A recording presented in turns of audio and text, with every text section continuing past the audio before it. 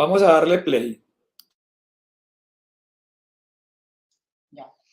Buenas tardes, mi nombre es Sofía González, yo soy anestesióloga e intensivista. Agradezco mucho la invitación a dictar esta charla y me gusta mucho estar aquí con ustedes. Hoy vamos a hablar de criterio de ingreso a UCI.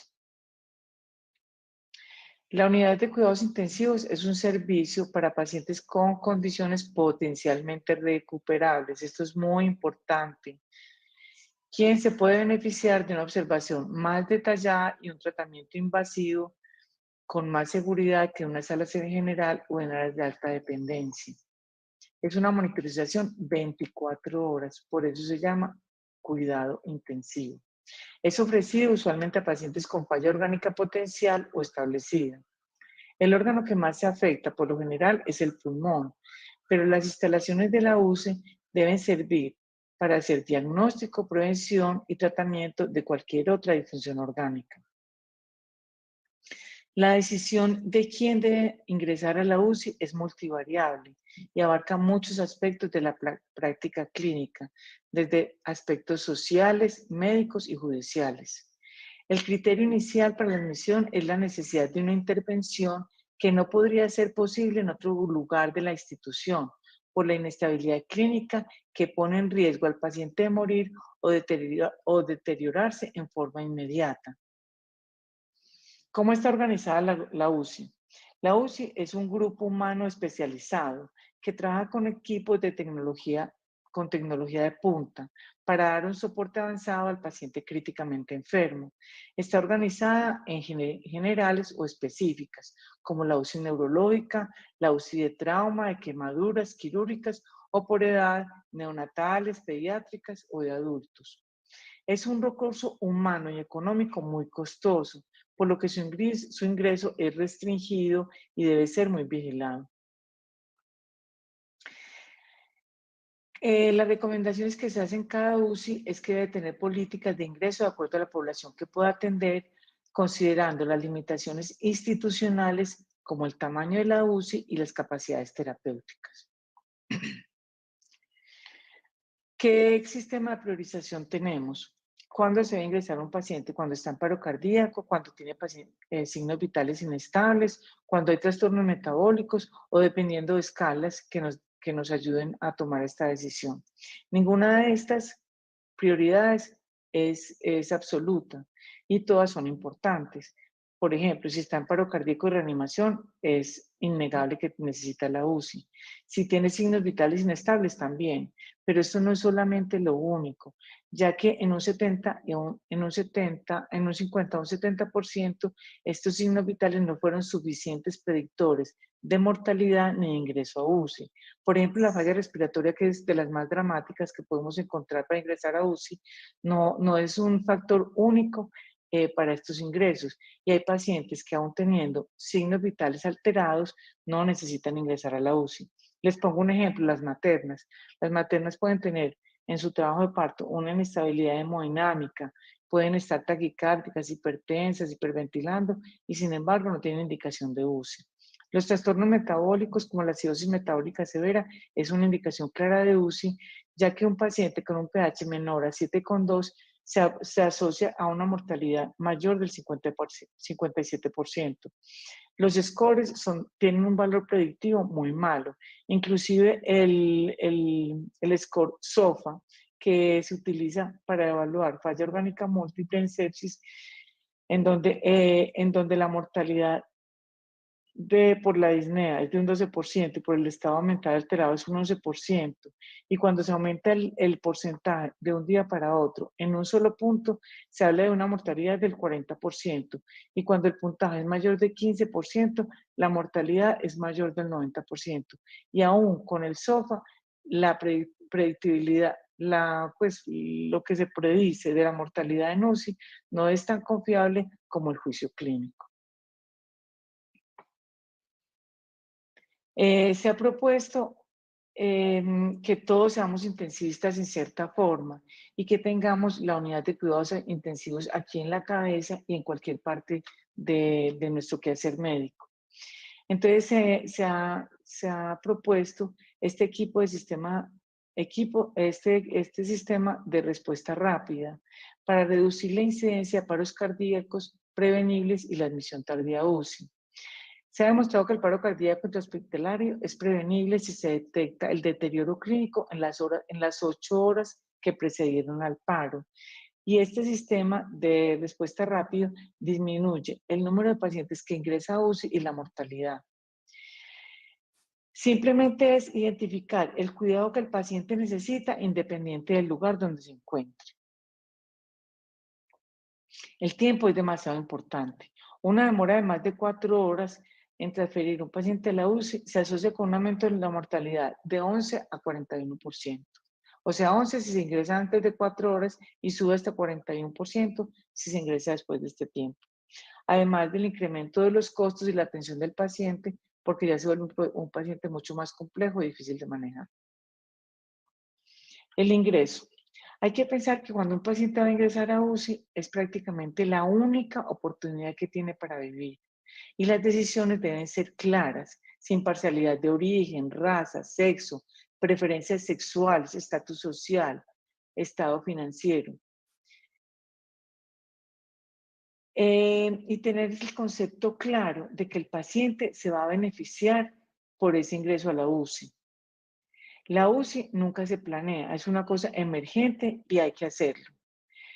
Cuando un paciente tiene un estado críticamente enfermo y se ingresa a la UCI, su mortalidad disminuye en un 90%. Bueno, el Consenso Colombiano de Anestesia, el Consenso Colombiano de Cuidado Intensivo, en julio del 2020 hizo unos criterios más específicos y los dividió en dos. Prioridad 1, que es el paciente que tiene un manejo especializado que no puede hacerse si en otra parte diferente al hospital, sino en la UCI, y que necesita por lo menos uno de estos 4 criterios: ventilación mecánica, manejo de shock, oxigenación extracorpórea o balón de contrapulsación aórtica. Que esté con inestabilidad hemodinámica, como en estatus epiléptico, hipoxemia o hipotensión. Que tenga una inminencia de intubación, por ejemplo, el paciente con un Glasgow bajito o que esté en falla respiratoria aguda. El paciente, si es un paciente anciano mayor de 80 años, hay que evaluar las comorbilidades, la gravedad de la enfermedad, el estado funcional previo y sus preferencias con respecto al soporte vital y no basarse solo en la edad cronológica. Los pacientes con cáncer hay que tener en cuenta el pronóstico de la enfermedad de base y discutirlo con el paciente, la familia o su representante legal. Estos todos son prioridad 1. Se pueden usar tablas o scores para determinar el ingreso o no a la UCI. Esto nos ayuda con los parámetros clínicos y el juicio médico. El laboratorio es una ayuda, pero no hay exámenes mágicos o de rutina para tomar esta decisión. Entonces entramos ahora en la prioridad 2, que es el mismo paciente que teníamos anteriormente, pero al que no le vamos a hacer reanimación cardiopulmonar. Por ejemplo, un paciente que tiene un cáncer metastásico, pero además tiene insuficiencia respiratoria por una neumonía sobreagregada o un shock séptico por una infección urinaria. Ese paciente va a ir a la UCI porque tiene una enfermedad aguda que le está dañando su patología de base, pero no lo vamos a reanimar. Bueno, ¿cuándo vamos a decidir que ese paciente no va a la UCI? Entonces, ese es el tratamiento fútil o no benéfico. Entonces, ¿cuándo decimos este paciente no va a la UCI? Cuando no se va a beneficiar de la UCI o cuando para el médico es un tratamiento inapropiado que solo va a prolongar el estado final del proceso de morir. No hay un consenso para esta definición y para tomar estas decisiones deben ser tomadas con el criterio médico y con el amparo del criterio de la familia y del mismo paciente. Para esto no se sugieren ni tablas ni scores para tomar esta decisión. Y si nos podemos ayudar de un comité de ética, pues mucho mejor. ¿Cuáles son las indicaciones médicas específicas para llegar a un paciente a la unidad de cuidados intensivos? Entonces está la sepsis, el shock séptico, el SDRA, la falla multiorgánica, la neumonía grave. La sepsis. Sabemos que sabemos que la sepsis es el paciente que tiene una disfunción orgánica potencialmente mortal causada por una respuesta maladaptativa a la infección. El choque séptico es la misma sepsis, pero que ya tiene una presión arterial media menor de 65, un lactato sérico mayor de 2 y que no responde a la reanimación con líquidos. El SDRA es un edema pulmonar, entre comillas, que va a empeorar la oxigenación y que se desarrolló en los días previos. Este SDRA, bueno, yo hablo de edema pulmonar porque así se manifiesta inicialmente el SDRA, pero no es secundario a una falla cardíaca. Ese deterioro de la oxigenación puede ser leve cuando la PAFI está entre 300 y 200, moderado entre 100 y 200 y grave entre menor de 100. Y cuando no tenemos PAFI, entonces podemos calcular la saturación de oxígeno sobre la FIO2 y si es menor de 315, nos sugiere que el paciente está en SDRA. Para los que no se acuerdan cómo se calcula la PAFI es simplemente la presión arterial de oxígeno sobre la fracción inspirada de oxígeno, pero en decimales, y eso nos da el valor de la PAFI. Cuando nos encontramos frente a una falla multiorgánica, una falla orgánica, el criterio de UCI es que sean 2 órganos los comprometidos. Neumonía grave, cuando hay sospecha de falla respiratoria o que tenga una FIO2 bajita o que tenga una saturación de oxígeno bajita o que el paciente esté en una franca respiratoria con una frecuencia respiratoria mayor de 30. Otros criterios médicos, con el paciente neurológico que tenga un Glasgow menor de 9, que ya de por sí necesita intubación, o que tenga una hemorragia subaracnoidea, un ácido isquémico, o que tenga una cirugía de esas complicadas de neuro, que tenga una muerte encefálica, pero solamente si va a ser donante de órganos, o que tenga un estatus epiléptico. La hemorragia intracraneana o el posquirúrgico de un aneurisma de aorta, un aneurisma intracraneano.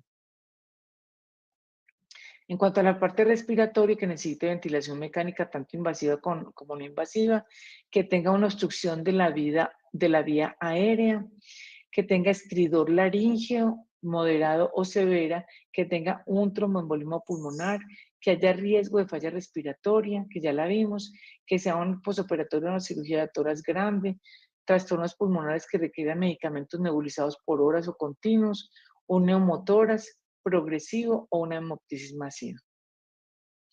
Cardiovascular, que tenga un soporte hemodinámico, que tenga un soporte cardiovascular mecánico, que tenga un bloqueo de rama complejo, o sea, que necesite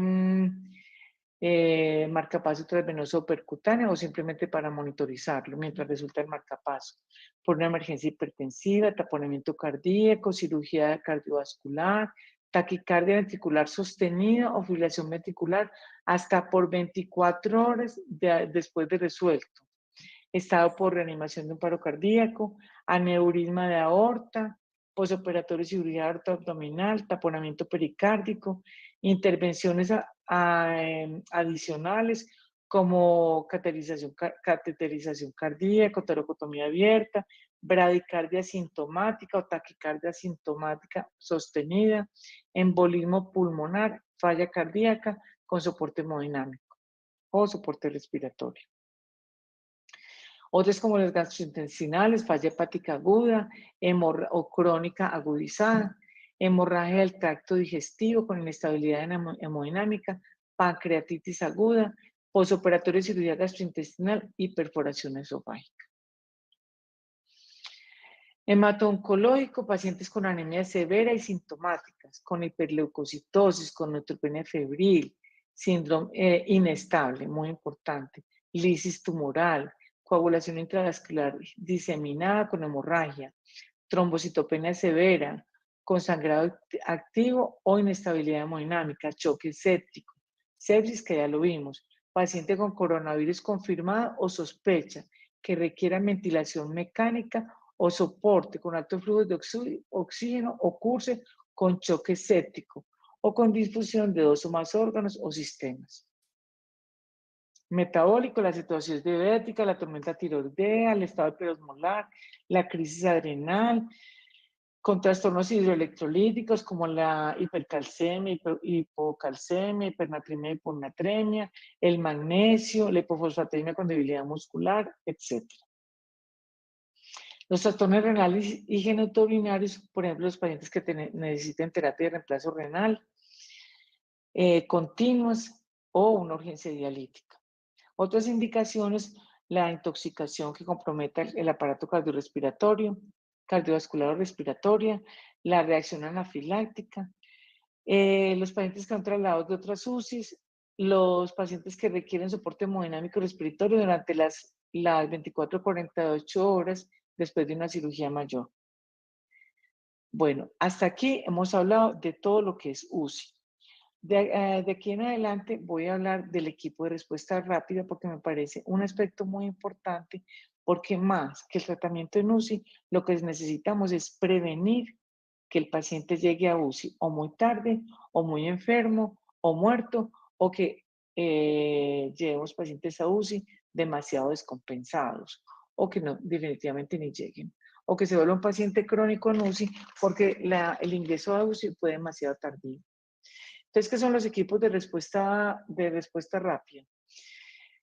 Entonces, a la falta de detección oportuna del deterioro y por consiguiente la respuesta terapéutica deficiente se le conoce como falla por rescatar, la cual se relaciona directamente con un incremento en la mortalidad y morbilidad hospitalaria.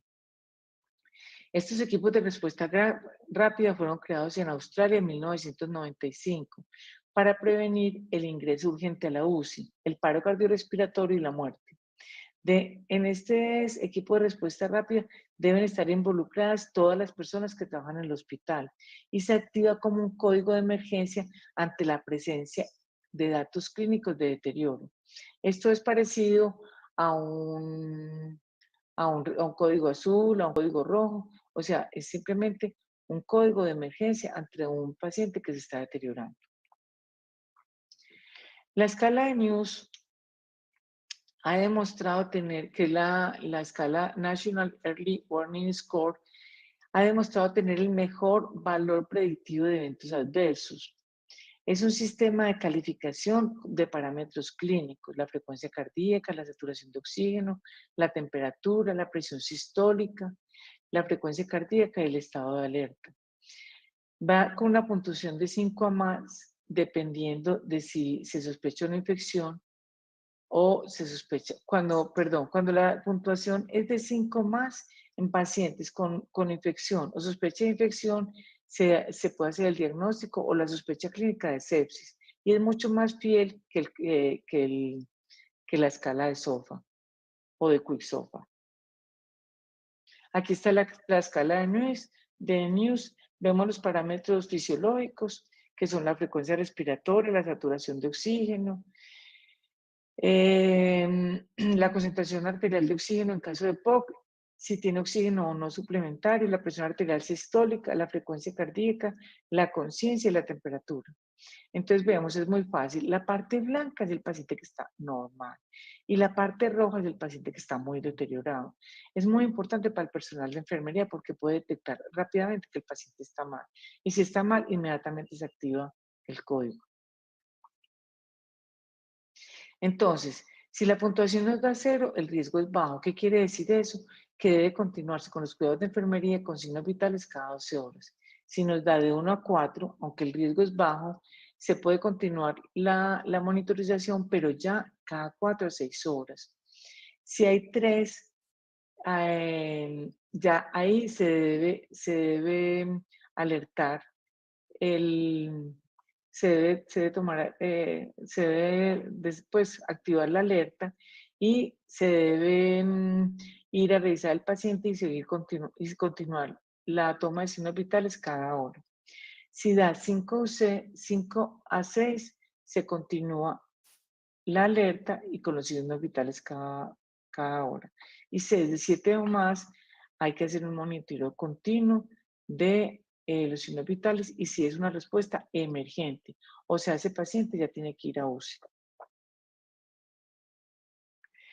Las escalas de advertencia temprana son útiles para predecir riesgos de eventos adversos en los pacientes, además de ser fáciles y útiles para implementar. El uso de escalas facilita una incorporación a sistemas electrónicos y automatizados para facilitar el monitoreo continuo del paciente en hospitalización y activar los sistemas de alarma ante el deterioro clínico, promoviendo así una cultura de la seguridad del paciente para prevenir muchas muertes que eran evitables. Bueno, como conclusiones, lo más importante para un paciente en cualquier estado es el monitoreo para detectar rápidamente su deterioro clínico. La UCI es un sistema complejo de personal y equipo especializado para soportar al paciente mientras su organismo resuelve la patología que lo aqueja. Nada reemplaza el juicio clínico ni la comunicación con el paciente y la familia. Muchas gracias y feliz tarde.